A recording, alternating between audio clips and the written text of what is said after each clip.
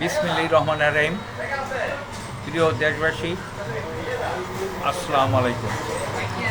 আজকে লাইভে আসলাম যে দেশে আজকে জনগণ কি শুরু করে দিয়েছে।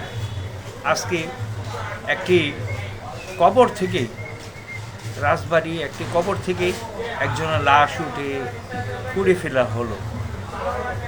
এটা কি ইসলামিক নিয়ম নীতিতে পড়ে? একটি লাশ কি করে একটি কবর থেকে উঠে এটা পোড়ানো হয়? এটা আমি মুসলমান হিসাবে এটা আমি মানে মেনে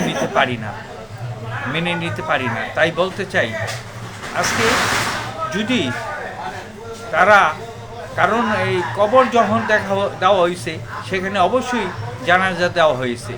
জানাজার পরে একটা বিশেষ দরকার ছাড়া বা কোনো আইন আদর না থাকলে একটা কবরের থেকে লাশ উঠানোর নিয়ম নেই। এটা একটা মুসলমান হিসাবে আজকে বলতে চাই, দেশে আইন